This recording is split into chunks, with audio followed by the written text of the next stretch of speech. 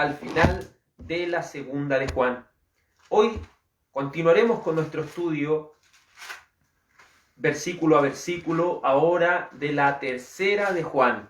Vamos a la tercera de Juan. Hemos estudiado, ¿cierto?, verso a verso el libro de Apocalipsis, también la primera de Juan, segunda de Juan. Este es el cuarto libro del Nuevo Testamento que estamos estudiando versículo a versículo a través de estos años que el Señor nos ha ido dando por medio de su misericordia. Vamos a estudiar y comenzar este estudio como a modo de introducción a la tercera de Juan. Así es el título, Introducción a la tercera epístola del apóstol San Juan. Amén. Así que vamos a leer el solo capítulo que tiene, solamente el verso 1 para dar comienzo, por la misericordia del Señor, este estudio versículo por versículo de la tercera de Juan. Dice así la palabra del Señor, verso 1. El anciano a Gayo, el amado, a quien amo en la verdad. Una vez más, el anciano a Gayo, el amado, a quien amo en la verdad. Vamos a orar al Señor. Amado Señor y Dios Todopoderoso, hoy continuaremos, Señor, con nuestro estudio verso a verso, Señor, de los libros de la Biblia, del Nuevo Testamento. Y por tu misericordia, hoy estudiaremos nuestro cuarto libro, el cual es la tercera de Juan. Una carta, Dios mío, tan pequeña y muchas veces tan ignorada, tan descuidada, Señor, muchas veces, pero como lo hemos descubierto en la segunda de Juan, la carta más pequeña de la Biblia, hemos visto que hay una gran riqueza y que si tú has permitido que esté, Señor, creemos que si no estuvieran estas pequeñas cartas, el canon bíblico estaría incompleto, la revelación estaría incompleta. Pero por tu gracia y misericordia has permitido que esta correspondencia, Señor, que en su principio fue una correspondencia, Dios amado, privada, ahora por la misericordia del Señor podamos nutrirnos con estas cartas tan hermosas como lo son la primera de Juan, segunda de Juan y tercera de Juan. Gracias, Señor Dios Todopoderoso, por esta dicha de permitirnos estudiar estos libros. Te suplico, Señor, que nos des sabiduría, que nos des, Señor, entendimiento, comprensión acerca de las Escrituras, porque necesitamos, Señor, y queremos conocerte más. Queremos, Señor, nutrirnos de esta palabra tan viva y eficaz. Queremos, Señor, ser instruidos en la justicia de Dios. Necesitamos, Señor amado, que tú nos hables a través de la Biblia. Necesitamos, Señor, que esta palabra de Dios pueda llegar a cada uno de nosotros. Te lo suplico en el nombre precioso de Jesús. Amén y amén. Amén. Hoy comenzaremos con nuestro estudio verso a verso de la tercera de Juan, tercera epístola del apóstol San Juan. A modo de introducción, debemos partir diciendo que es imposible determinar una fecha en la cual este libro se escribió. No podemos decir, hay quizás muchos eruditos que aproximan fechas, pero el libro, esta carta por lo general no nos dice cuándo fue. Pero sí nos deja algo claro esta carta, que la segunda de Juan y tercera de Juan fueron escritas en un tiempo no muy lejano, fueron escritas quizás en el mismo tiempo. Mire, si usted se va al verso 1, ¿cierto? De la segunda de Juan, la que estudiamos hace unas semanas atrás, dice el anciano a la señora elegida. Y aquí dice el anciano a Gayo. Si ve al final el verso 13 de la tercera de Juan, dice yo tenía muchas cosas que escribirte, pero no quiero escribírtelas con tinta y pluma. Y aquí podemos ver que la segunda de Juan, en el verso 12, dice tengo muchas cosas que escribirlo, pero no he querido hacerlo por medio de papel y tinta. Se fijan que utiliza el mismo lenguaje, utiliza exactamente casi las mismas cosas, pero el destinatario es diferente. Mientras la segunda de Juan iba dirigida a una señora, ¿cierto? Hemos tomado la exposición de este libro de manera literal, no espiritualizando más allá las cosas como algunos, ¿cierto?, entre comillas, lo hacen. No, tratamos de leer de acuerdo a lo que la Biblia nos está diciendo cada uno. Entonces, así como la segunda de Juan iba dirigida a una familia en específico, específicamente una señora, la tercera de Juan va dirigida a un hombre llamado Gayo. Amén. Este nombre era un nombre muy común dentro de lo que son los griegos. Entonces, podemos decir que este hombre era un hombre de Dios, si lo podemos decir con todas sus letras, porque la palabra del Señor aquí dice, a quien amo es la verdad.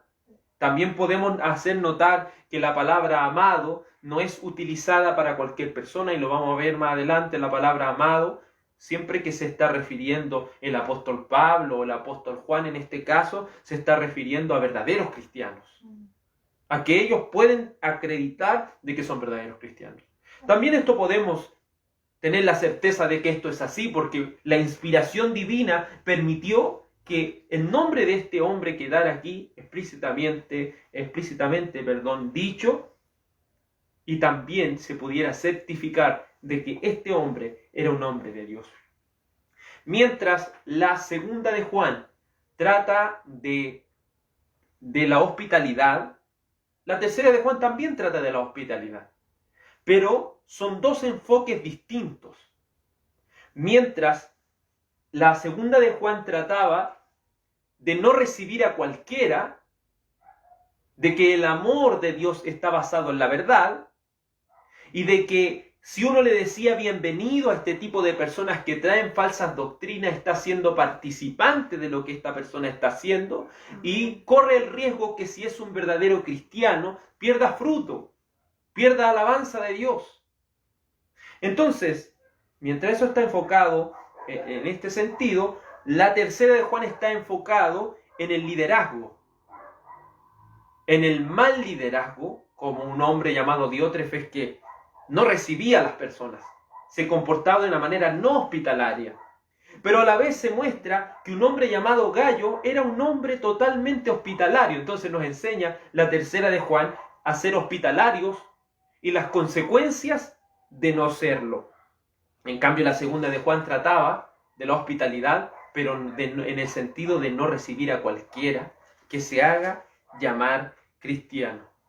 Esta carta en su estructura está escrita, ¿cierto?, si lo podemos decir, en su sentido en el cual fue compuesta, como una carta, lógicamente. Es una carta por donde usted la mire, porque tiene la estructura al principio, el emisor, tiene el receptor, comienza con una salutación y termina con una salutación final.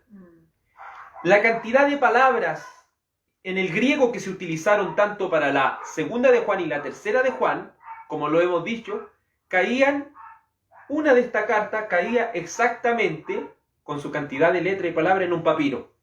Entonces, es decir, una carta, era una hoja, un papiro, el cual iba destinado a una persona. Este mensaje, lo cual en su principio era una correspondencia, si lo podemos decir, una correspondencia personal, a diferencia de la primera de Juan, porque si usted lee la primera de Juan, no tiene un destinatario, porque parte diciendo lo que era desde el principio, no parte saludando, no parte diciendo a quién va a referir esta carta. Por eso es llamada la primera de Juan una carta universal. La segunda de Juan y tercera de Juan son llamadas cartas personales. La primera dirigida a una señora y a su familia, y esta dirigida precisamente a este hombre llamado Gayo. Podemos ver por medio de este tema principal del cual esta carta nos va a tratar, haciendo un pequeño bosquejo. Cuando hablamos de bosquejo es si lo podemos decir, separar todo lo que está escrito aquí en diferentes títulos, si lo podemos decir de esa manera. Es un bosquejo.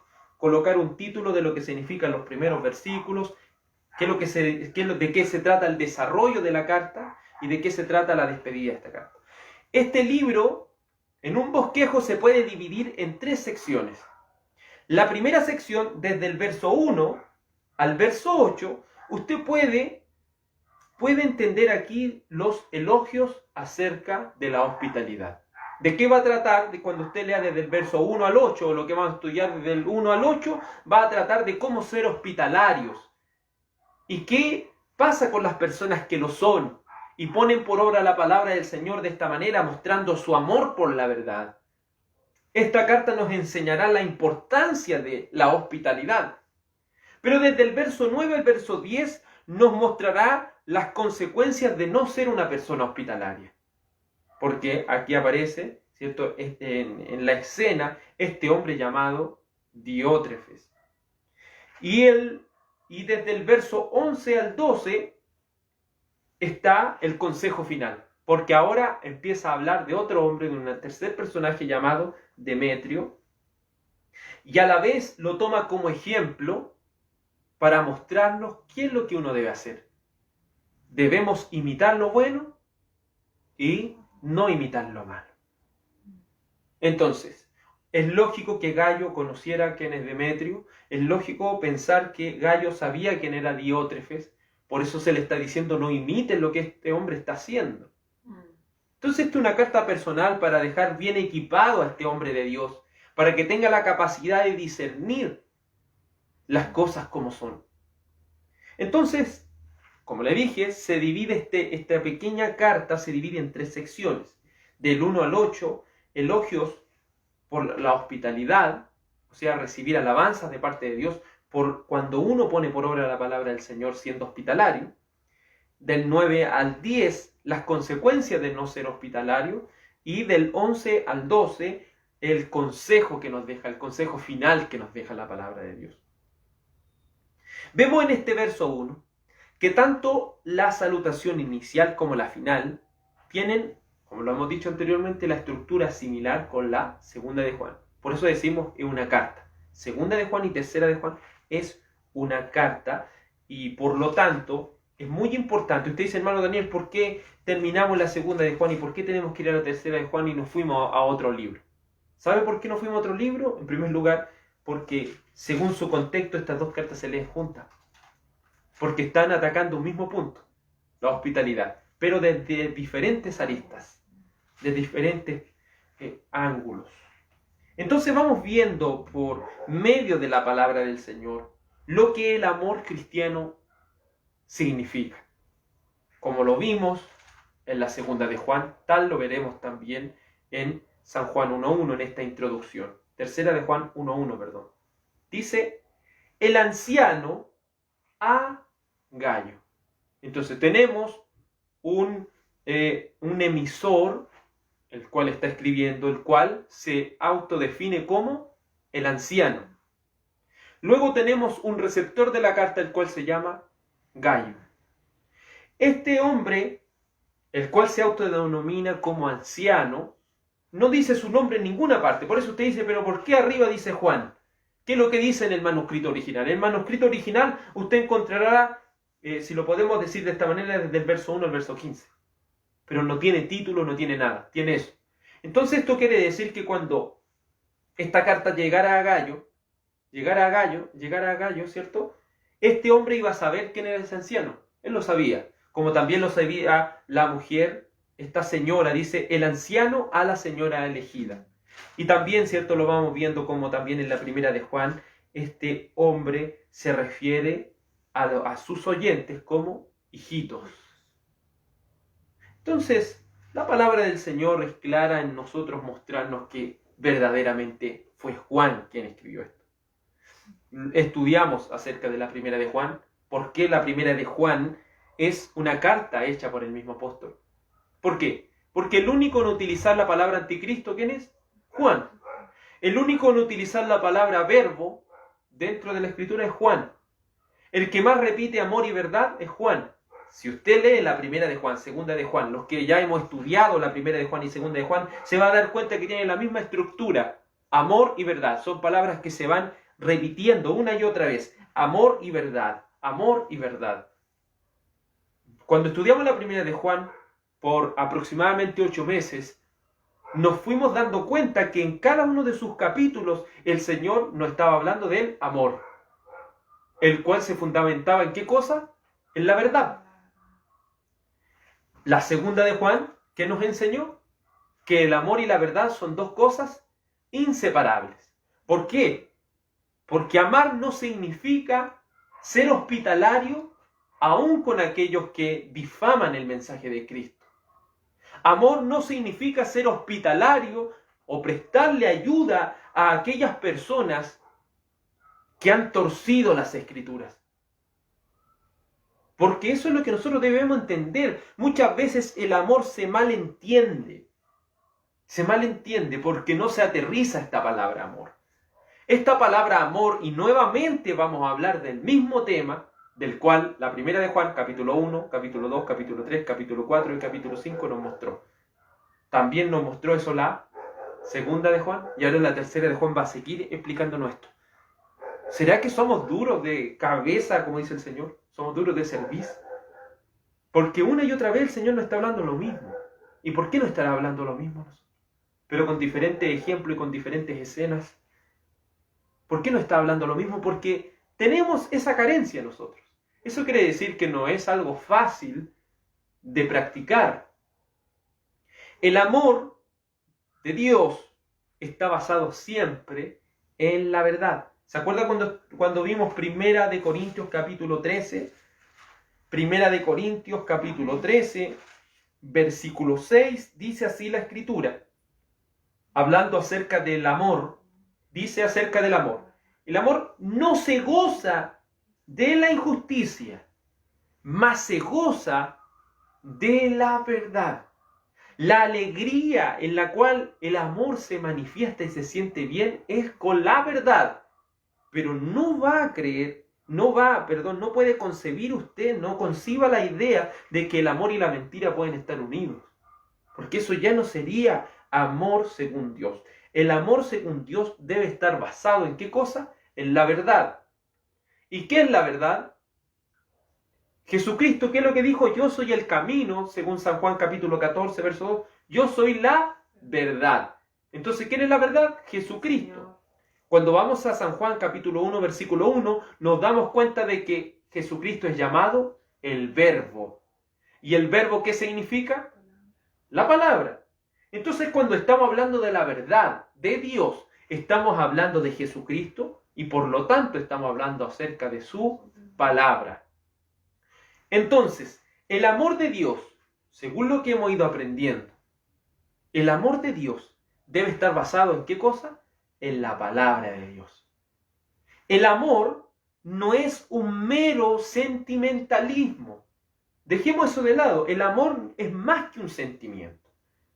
Porque los sentimientos, usted sabe, van y vienen.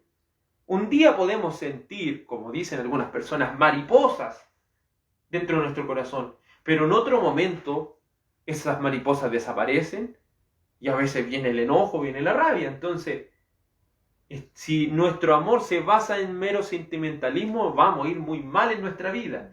Pero si nuestro amor se basa en la verdad de las Escrituras, ese amor va a ser un amor sólido. Amén. Porque amor para Dios, ¿qué es lo que significa el amor según Dios? Hacer algo por el otro, sin esperar que el otro lo haga por mí. Porque el Señor nos amó antes de que nosotros le amáramos. El Señor a nosotros nos amó, no esperando nada a cambio de nosotros. Entonces, el amor de Dios es algo tan grande.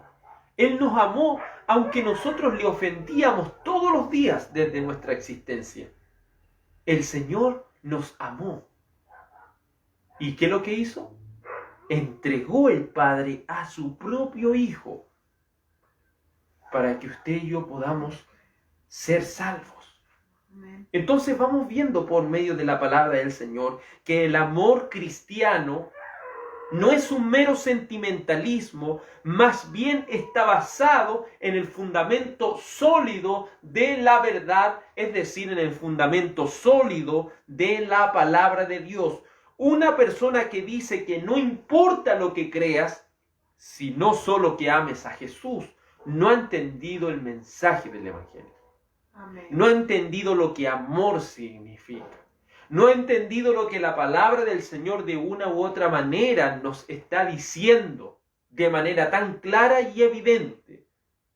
la verdad y el amor son inseparables. Quiero que esto se lo grabe en la cabeza. El amor y la verdad son dos verdades inseparables. Sería una total contradicción decir que no importa lo que nosotros creamos, sino que solo basta con amar a Jesús. Sería una contradicción porque amar a Jesús es amar a su palabra. Tantas personas diciendo que aman a Jesucristo, pero usted le pregunta, ¿y cree en la Biblia? No. Y otro más, quizás más audaz, podría decirle, sí, yo creo en la Biblia, pero la ha leído. ¿Cuánto tiempo pasa estudiando la Biblia? ¿Cuánto tiempo pasa leyendo estas escrituras, aprendiendo de ellas? Porque el amor es más que un sentimiento. Es un hecho. ¿Basado en qué cosa? En la verdad de Dios. No podemos amar a Jesucristo y no amar la verdad. Pues Jesucristo, según San Juan 14, es la verdad. Por eso el amor y la verdad son dos verdades inseparables. Veamos lo que Primera de Juan capítulo 3, versículo 18 nos dicen las Escrituras. Hijitos, no amemos de lengua, sino de hecho y en verdad. Hijitos míos, no amemos de palabra ni de lengua, sino de hecho y en verdad. Entonces aquí cuando Juan le está diciendo a Gayo, dice, el anciano a Gayo, a quien amo en la verdad, está diciendo, yo me he dado cuenta de, según las Escrituras, de que este hombre es alguien que vive la verdad de Dios. Por lo tanto, este hombre ha sido transformado por el poder del Espíritu Santo. Y eso quiere decir que yo le debo amar y que yo le amo. Es como, ¿por qué usted puede decir, por qué somos hermanos? ¿Por qué nosotros nos tratamos como hermanos dentro de una congregación? ¿Por qué si no tenemos la misma sangre? Somos hermanos y tenemos comunión unos con otros por medio de ¿quién? Por medio de Jesucristo. Amén. Es decir, por medio de su verdad. Si hay algo que nos une, no es nuestro color político, no es el equipo de fútbol que a usted le pueda gustar. Si algo nos une como cristianos, no es porque a una persona le caiga bien otra. Si estamos juntos en esto, como hermanos, es porque tenemos en común algo tan importante como la verdad. ¿Qué debe ser lo que nos une a nosotros como hermanos? La verdad de las Escrituras. Amén. La verdad de las Escrituras es lo que nos va a unir como hermanos. Pero no podemos pretender unirnos solamente por un amor abstracto, es decir, por algo intangible, por algo que una persona diga que amor significa esto y otro cree que es totalmente diferente. No, el amor es algo, es un hecho y es una verdad. El amor es un hecho y es una verdad, por lo tanto son dos cosas inseparables. El amor es algo esencial dentro de un cristiano. Un cristiano sin amor no puede ser llamado cristiano. Veamos, ¿cierto? Volvamos a lo que Primera de Corintios capítulo 13 nos muestra. Primera de Corintios capítulo 13. Primera de Corintios capítulo 13. Dice así la Escritura. Primera de Corintios 13:13. Y ahora permanecen la fe, la esperanza y el amor. Estos tres. Pero el mayor de ellos es el amor. Es decir, lo más importante para un cristiano que debe ser el amor. Pero el amor basado en ¿qué cosa? En la verdad. No estoy hablando de sentimentalismo. Una vez más se lo repito. ¿A qué se refiere esto? Es lo que anteriormente ya el apóstol Pablo había dicho en este capítulo 13. Verso 1. Si yo hablase lenguas humanas y angélicas y no tengo amor, vengo a ser como metal que resuena o címbalo que retiñe. Hay personas que se jactan de hablar lenguas angelicales, y lo estoy diciendo, ¿cierto? De una manera que usted, ¿cierto?, lo entienda. Hay tanta gente que se jacta de hablar en lenguas angelicales, pero odia a su propio hermano en la fe. Ni siquiera es capaz de algo tan básico como saludarlo. Le tiene mala, como se dice en buen chileno, a su hermano en la fe. Está enemistado, está peleado con él, con ella, y quiere seguir en esa pelea y quiere seguir en ese constante odio. Una persona que se dice que habla lenguas angelicales y no tiene amor, es igual que cuando usted toma un címbalo, ¿cierto? Es como, póngale como un platillo y usted le pega. Mientras dura el sonido, es lo que duró. Así sería una persona que hace este tipo de cosas. Si no tiene amor, eso es vacío, eso no es nada. Verso 2. Y si tuviese, recuerde que aquí está haciendo una comparación, está haciendo aquí es como poniéndose en el lugar de algo, no está diciendo que esto es así. No sé si me entiende, porque dice, y si tuviese la profecía. Porque lógicamente alguien que tenga todas estas cosas en el Señor va a tener amor. Pero aquí se está colocando en el lugar, si una persona tuviese la profecía y entendiese todos los misterios y todo el conocimiento, es decir, la ciencia, y si tuviese toda la fe de tal manera que trasladase los montes, y no tengo amor, nada soy. Puede ser la persona que conozca más de la Biblia, según ellos, porque, como le estoy diciendo, aquí está como utilizando un medio como sentido figurado, no está diciendo que una persona puede llegar a tener toda la fe y no tener amor. No está diciendo eso, está diciendo que si una persona pudiese tener todas estas cosas, pongamos en el lugar que una persona puede tener todas estas cosas, pero si no tiene amor, eso no le sirve de nada, porque el amor es lo más importante. Y si repartiese todos mis bienes para dar de comer a los pobres, y si entregase mi cuerpo para ser quemado, y no tengo amor, de nada me sirve. Puede ser como el Padre Hurtado, ayudar a tanta gente, pero si no tiene un amor basado en la verdad de Dios, eso no le sirve para nada. No le sirve para nada. Es tan importante entender que el amor es la base del cristianismo. El amor es la base del cristianismo, pero el amor es la verdad de Dios. El amor basado en la verdad de Dios. ¿Y por qué el amor tiene que estar basado en la verdad de Dios? Hagamos un poco de memoria cuando estudiamos 1 de Juan capítulo 4, versículo 7. Cuando estudiamos estos versos, nos dimos cuenta, del 7 en adelante, nos dimos cuenta que Dios, en su esencia, ¿qué es lo que es? Amor.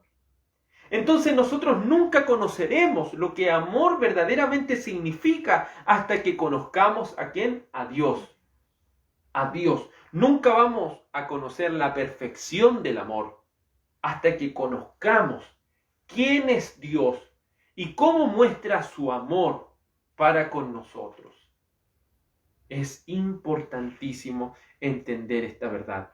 Por eso lo reafirma Juan en la primera de Juan, luego en la segunda de Juan y ahora en la tercera de Juan. Y con tan solamente decir, a Gayo, a quien amo, ¿en qué cosa? En la verdad. Por eso, hermano y hermana en el Señor, preocupémonos de que nuestro amor sea genuino. El amor entre cristianos nunca va a llegar a ser genuino si ese amor no está basado en la verdad. Como podríamos decirlo de manera figurativa, sería como un amor de papel. ¿Por qué como un amor de papel?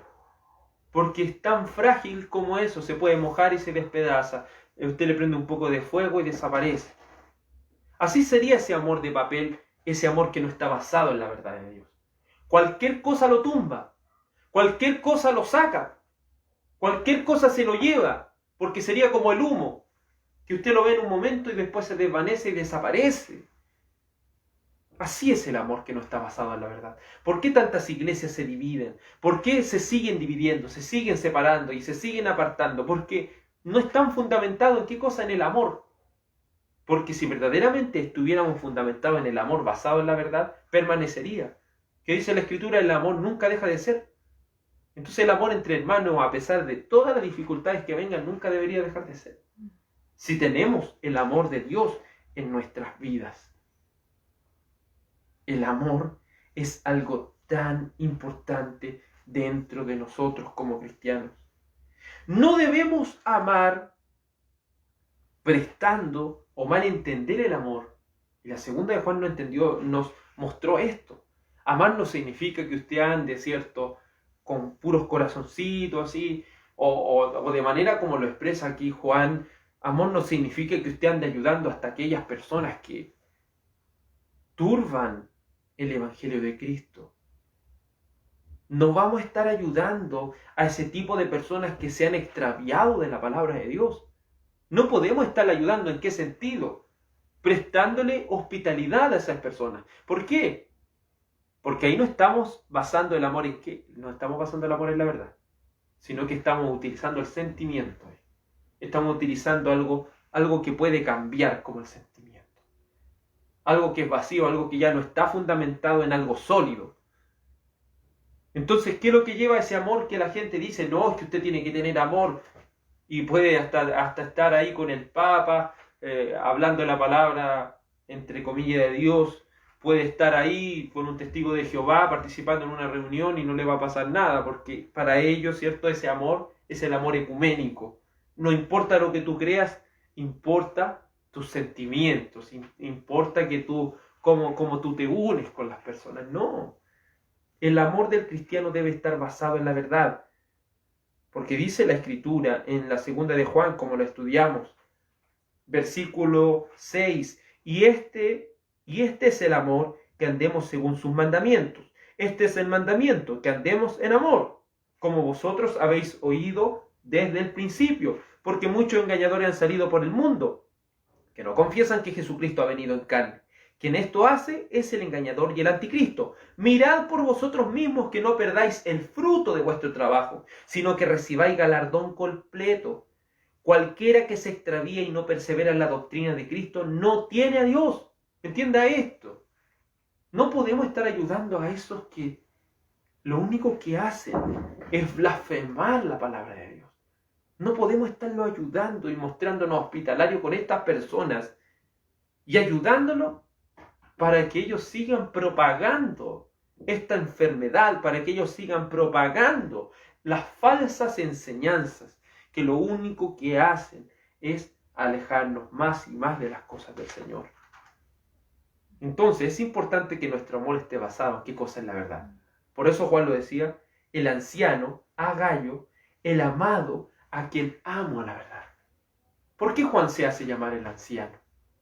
Porque aquí él está hablando como una persona de avanzada edad. Recuerde que en la Biblia anciano puede significar dos cosas. Anciano, un líder dentro de la iglesia, o anciano de edad, de viejito, si lo podemos decir así. Entonces aquí está hablando del anciano. Es posible, según lo que dicen los entendidos, que aquí se hace llamar a Juan anciano y no pone su nombre porque él, al ser el último apóstol viviente, él bastaba con tan solamente decir esto y las personas ya entendían de quién está hablando. Y para aquellos que hemos estado estudiando Apocalipsis y la primera de Juan y segunda de Juan, y ahora en la tercera de Juan, nos damos cuenta que utiliza las mismas palabras. Amén. Utiliza la misma estructura en su mensaje. Por eso es importante ir viendo cómo con tan solo leer estas cosas usted ve que son palabras tan unidas. Y para los que también han leído harto San Juan, se van a dar cuenta que utiliza las mismas palabras. ¿Quién utiliza yo soy el camino, la verdad? Eso usted lo puede encontrar solo en San Juan 14. Porque Juan, todas estas palabras, él las plasma, es como su sello. El amor, la verdad. Es algo que siempre usted va a ir encontrando dentro de lo que son sus cartas. El anciano, este hombre llamado el apóstol Juan. Y llama de una manera a Gayo que nos hace pensar, dice, el amado. No solo dice que le ama en la verdad, sino que le coloca como sobrenombre el amado. Es decir, el amor que tenía Juan por este hombre Gayo era un amor muy sólido. Y él se alegra de este hombre. Se alegra de este hombre. ¿Y por qué se alegra? Porque anda en la palabra de Dios. No hay mayor alegría que un cristiano puede experimentar cuando ve a sus hermanos andando en qué cosa? En la verdad. No hay mayor alegría porque cuando usted ve a un hermano o una hermana de la iglesia comportarse como un cristiano en las diferentes situaciones que van pasando en su vida, es una alegría muy grande. Porque está actuando como Cristo, está viviendo su vida como Cristo. No solamente lleva un distintivo de cristiano nominal, o decir, un cristiano de nombre, sino que es de hecho y en verdad. Entonces nos da alegría cuando las personas viven la palabra de Dios. En su diario vivir muestran que son verdaderos hijos de Dios. También Gayo, este hombre, es muchas veces visto en la palabra de Dios.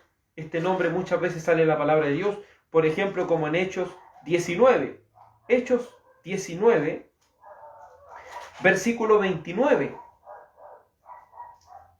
Dice, y la ciudad se llenó de confusión, y aún alzaron al teatro, arrebatando a Gayo y Aristarco, macedonios, compañeros de Pablo. Aquí habla de Gayo como un hombre, un macedonio. Podemos ver después en el 24, dice así, y le acompañaron hasta Asia, Sópater de Berea, Aristarco y Segundo de Tesalónica, Gayo de Derbe, y el otro era de Macedonia. Ahora está hablando que este Gayo es de Derbe.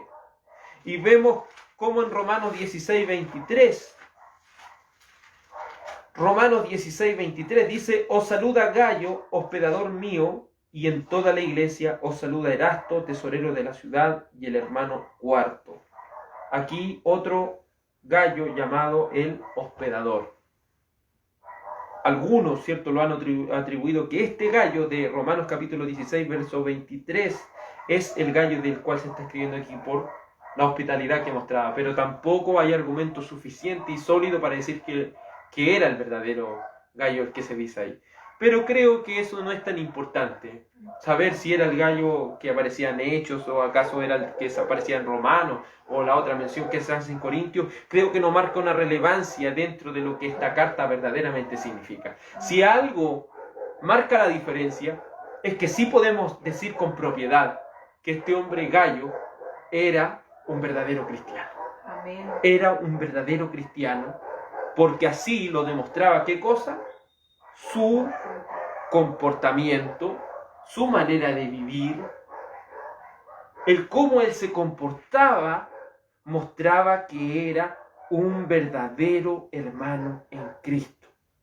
El amor del cristiano está basado en la palabra de Dios, porque la palabra de Dios es lo que nos une a cada uno de nosotros. Amén. Y podrá ver a Juan utilizando, ¿cierto?, la palabra verdad 5 veces en esta pequeña carta, como en el verso 1, verso 3, verso 4, verso 8, verso 12. Amor en el verso 1, en el verso 6 y en el verso 7. Entonces, nuevamente decimos, el amor y la verdad son dos cosas inseparables. Nuevamente, Juan nos quiere decir esto y nos quiere transmitir a cada uno de nosotros esto.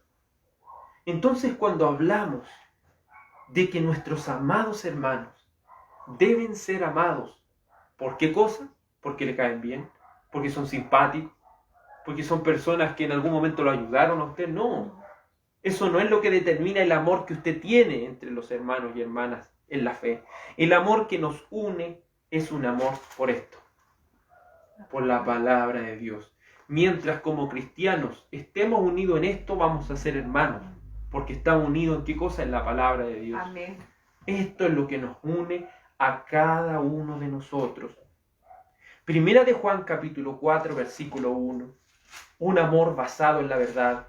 Primera de Juan capítulo 1 verso 4, que es la introducción a todo este libro. Debemos tener claro y sumamente claro esta relación inseparable entre el amor y la verdad, y por qué solo debemos amar a aquellos que están fundamentados en la verdad de la palabra de Dios, versus a los que blasfeman en contra de la palabra de Dios.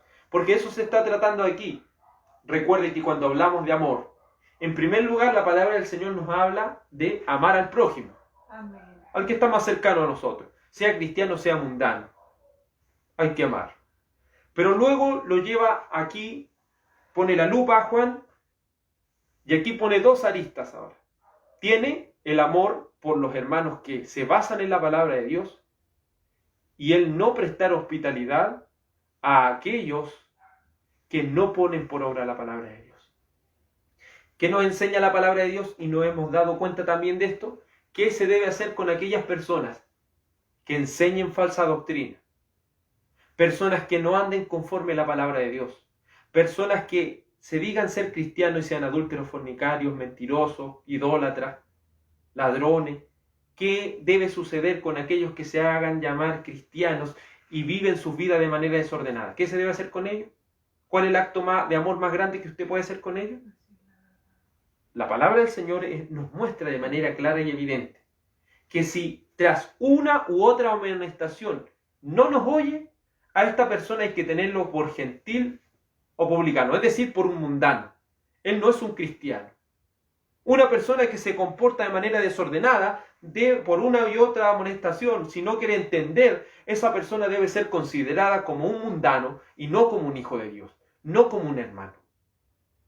Otra cosa que se debe hacer con aquellas personas, el acto de amor más grande que usted puede hacer con una persona que no basa su vida en la palabra de Dios, amonestarlo una y otra vez, decirle las cosas en su cara una y otra vez, y si no entiende, hay que expulsarlo, echarlo fuera de la congregación. Pero el apóstol Pablo dice que no debemos odiarlo ni tenerlo por enemigo, sino que debemos apartarlo para que no contamine a los demás. Pero si esta persona quiere volver con arrepentimiento, lo vamos a recibir, siempre y cuando se arrepienta. Pero si no quiere arrepentirse de su falsa doctrina ni de vivir desordenadamente, dice la palabra del Señor, ni aún comáis con ellos. Y Juan es más severo, dice, ni aún usted le diga bienvenido, ni aún usted lo salude, para que entienda la separación que existe entre ser un verdadero cristiano y un falso. Obviamente, esto, como le dije, lo estamos viendo desde la perspectiva de Juan, en el sentido de verdaderos cristianos y los que se hacen pasar por cristianos.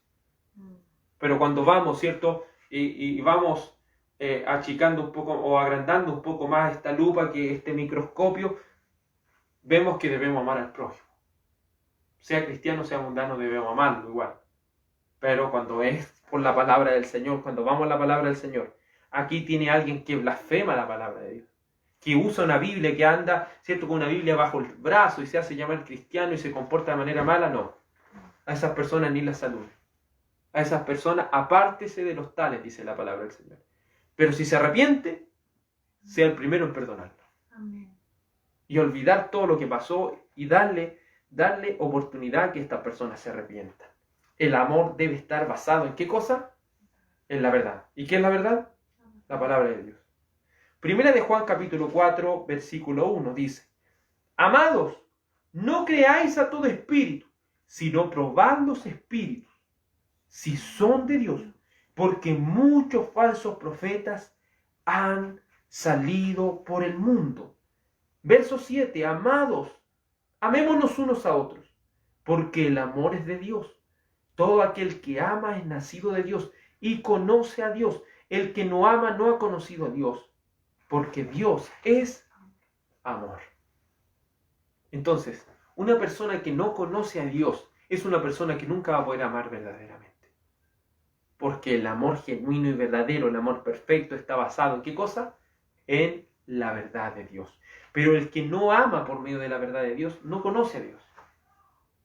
No conoce a Dios.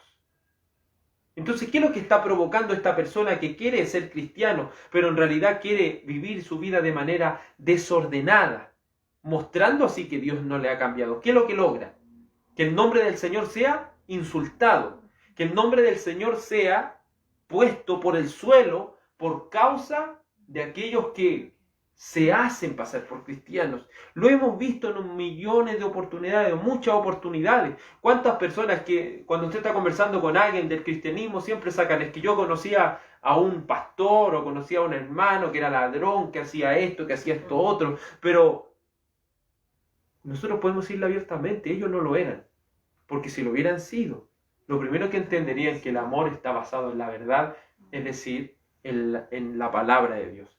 Muéstrame cuánta palabra de Dios vives y te mostraré verdaderamente si eres un cristiano o no.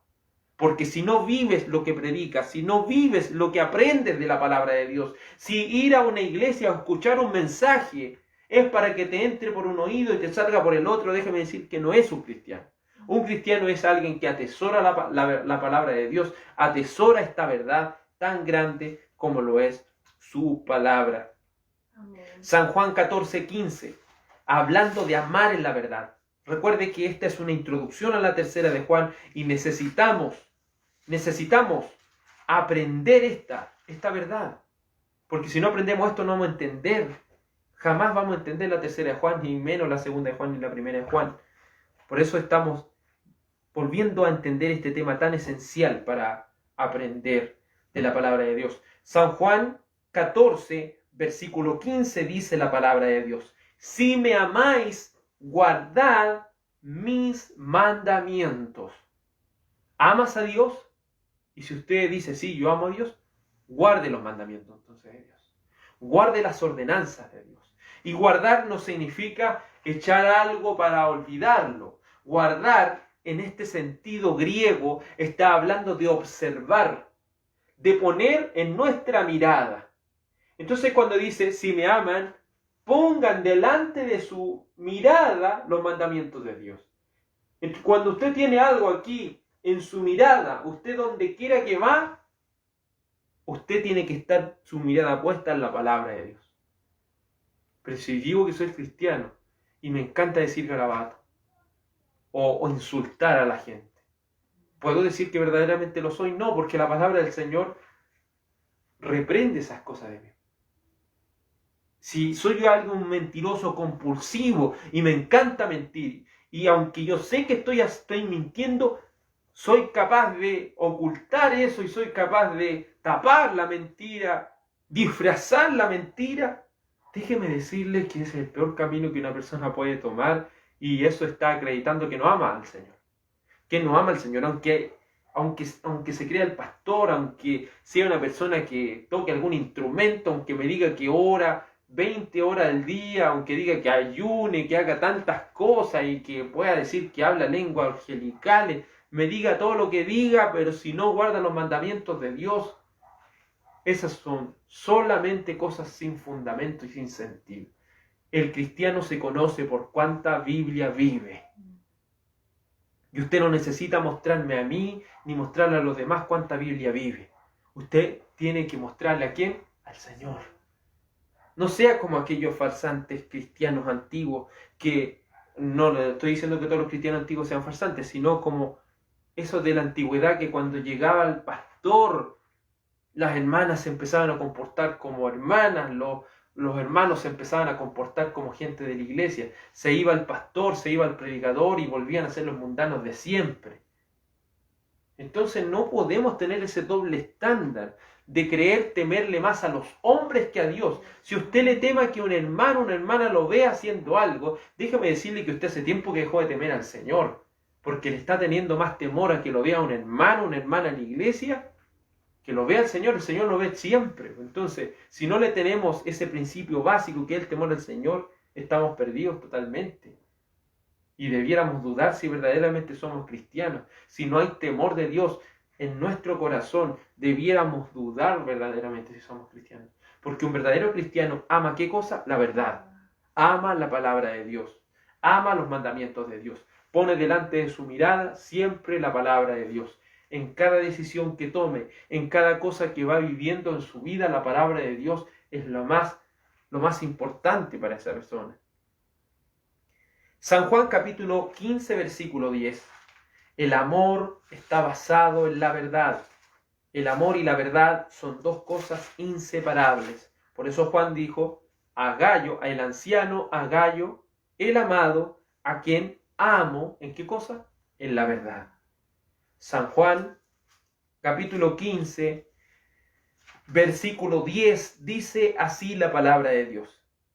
Si guardareis mis mandamientos, permaneceréis en mi amor, así como yo he guardado los mandamientos de mi Padre y permanezco en su amor. Aquellas personas que permanecen en el amor de Dios. Y recuerde que permanecer no está diciendo que usted puede estar en un momento y al otro momento no. Permanecer en el sentido griego, esta palabra griega que se utiliza como permanecer, es asentarse ahí. Es asentarse ahí. Es colocarse en ese lugar. Estar permanentemente en ese lugar.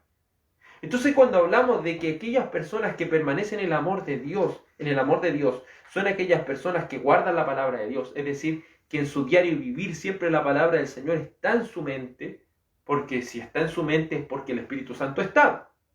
Porque ¿quién es el que recuerda todas las cosas? El Espíritu Santo. Entonces, lógico, si una persona ha nacido de nuevo, va a permanecer en el amor. Porque el amor y la verdad son dos cosas inseparables. El que permanece en el amor permanecerá indudablemente o intrínsecamente en la verdad. Esta palabra del Señor es tan clara en decirnos que el amor y la verdad son dos cosas inseparables y son el distintivo de un verdadero cristiano. Primera de Corintios 16, 22. Primera de Corintios, capítulo 16, versículo 22. El amor y la verdad, dos cosas inseparables y características de un verdadero cristiano. Primera de Corintios, capítulo 16, versículo 22, dice así la palabra del Señor. El que no amare al Señor Jesucristo, sea anatema. El Señor viene. ¿Qué dice? El que no amare al Señor Jesucristo, sea anatema. El Señor viene. La palabra anatema, ¿cierto? Es algo de maldición. Entonces, si una persona no ama a Cristo, no piense tener bendición. A veces cometemos el error de decirle a las personas del mundo, el Señor te bendiga. Nosotros no podemos decirle eso. La bendición bíblica siempre ha sido sobre los hijos. La bendición es sobre los hijos. Y la maldición es sobre aquellas personas que no siguen las cosas de Dios. Amén. Porque el que no amare al Señor Jesucristo, sea maldecido, sea maldito. El que no amare al Señor Jesucristo, sea maldito. Imagínense las palabras tan duras y fuertes del apóstol. Y amar a Jesucristo, ¿qué lo significa? Sentir algo por Él. Es que sentí, como dice la gente que se cree cristiana, es que sentí la presencia. Usted no está para sentir la presencia. Usted está para vivir en la presencia de Dios. Usted no va a una iglesia a sentir la presencia. Si el Espíritu Santo está en su vida, usted permanece siempre en la presencia de Dios. Usted vive, como decían los antiguos predicadores, coram Deo, es decir, ante la mirada de Dios, ante la presencia de Dios. Una persona que entiende que siempre está viviendo ante la presencia de Dios, una persona que cree verdaderamente eso, no va a hacer cualquier tontería en su vida, porque siempre va a estar considerando ¿a quién? Al Señor. Gálatas capítulo 5, verso 6.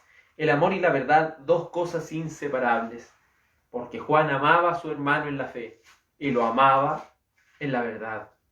Gálatas capítulo 5, versículo 6.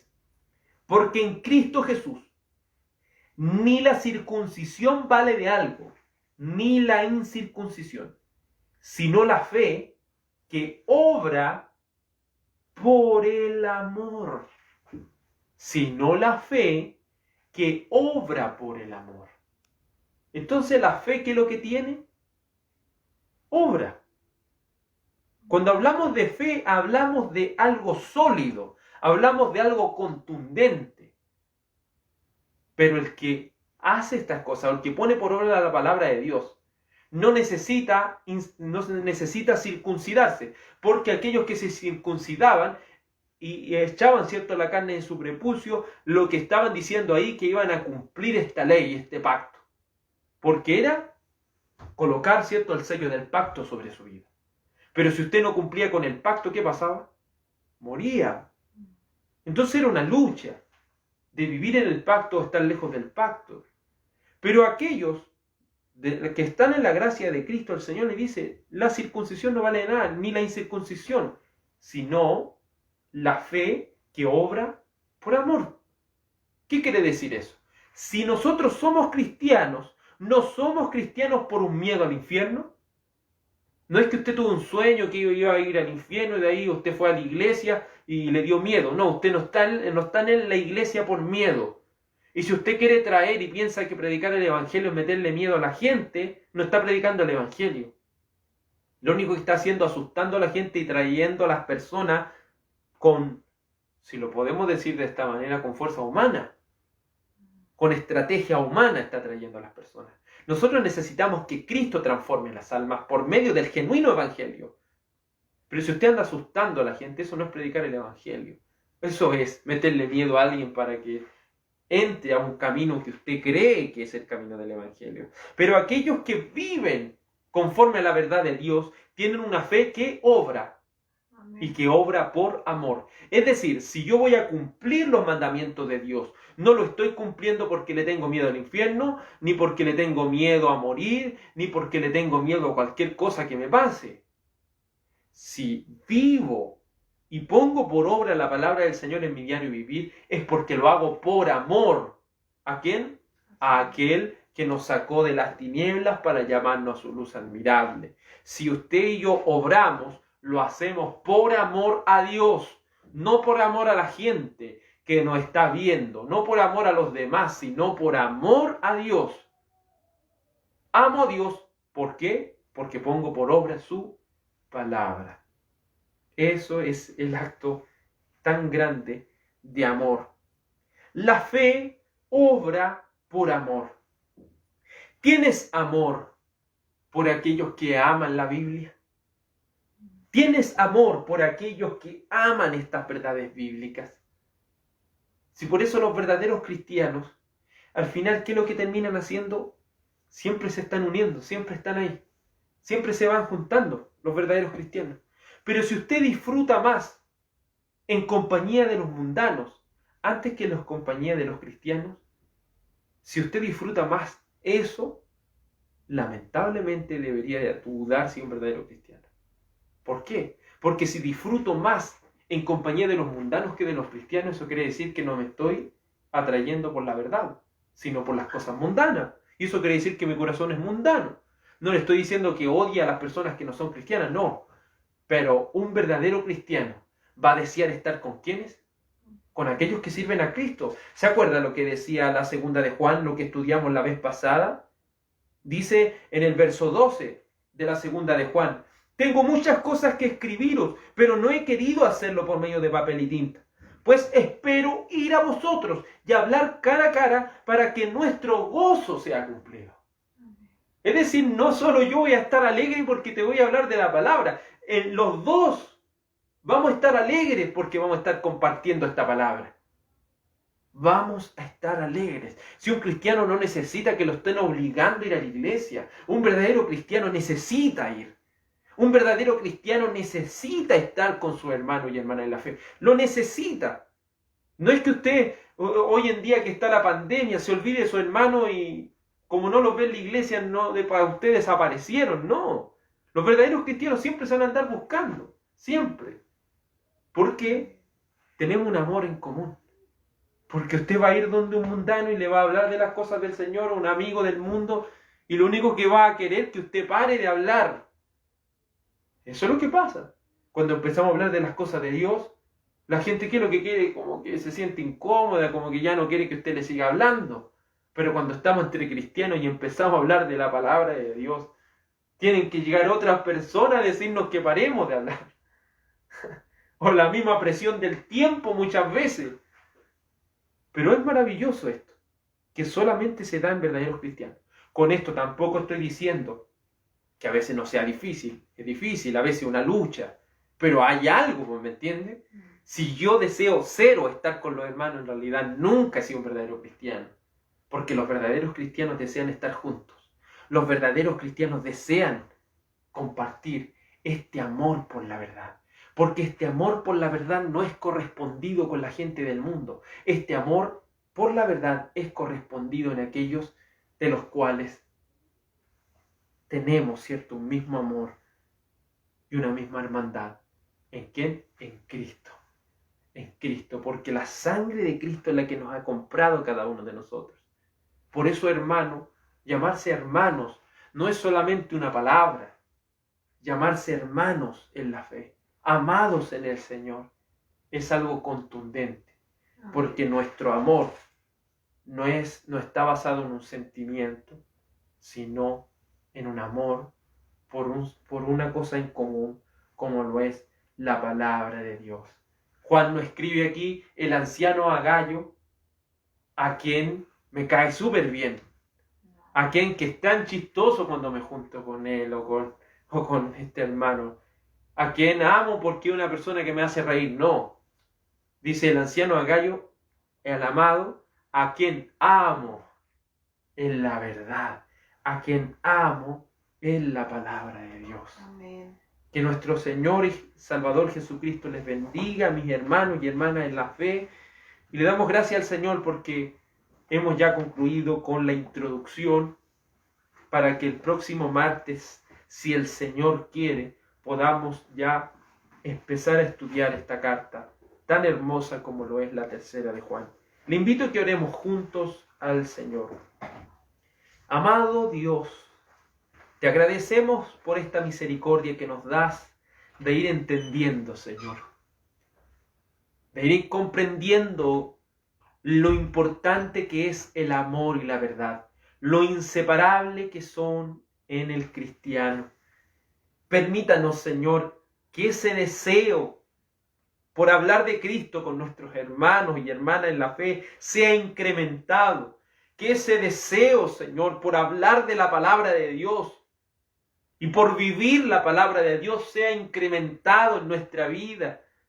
Y que nuestro gozo sea cumplido cuando estemos junto a nuestros hermanos adorando al Señor, estemos hablando de la palabra de Dios, o nos sintamos gozosos cuando una tercera persona nos diga, mira, esta persona es cristiana porque yo lo vi poniendo por obra la palabra de Dios, lo vi haciendo estas cosas de manera natural, no porque lo estaban viendo, sino porque ama a su Señor. Por amor de tu precioso nombre, ayúdanos a entender que el amor por la verdad es lo más importante que un cristiano debe tener. Porque aún la fe obra por amor. Porque aún Cristo dijo que si le amamos es porque guardaremos sus mandamientos. Sus mandamientos estarán siempre frente a nosotros, en nuestro caminar, en nuestro pensar, en nuestro diario vivir, porque no podemos decir en todo un día no me acordé de Cristo, no podríamos ser cristianos si fuese así, porque un cristiano siempre necesita de su Señor, un cristiano siempre necesita de la comunión junto a sus hermanos y hermanas en la fe.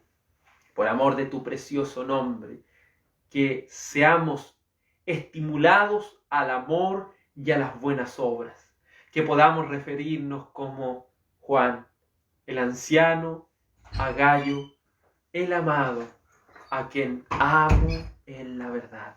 Permítenos, Señor, amarnos más y más con nuestros hermanos y hermanas y amarnos por esta verdad tan preciosa como lo es la palabra de Dios. Gracias te damos, Señor. Que la gracia y la paz de Cristo sea en cada uno de vuestros corazones, mis hermanos y hermanas en el Señor. Amén.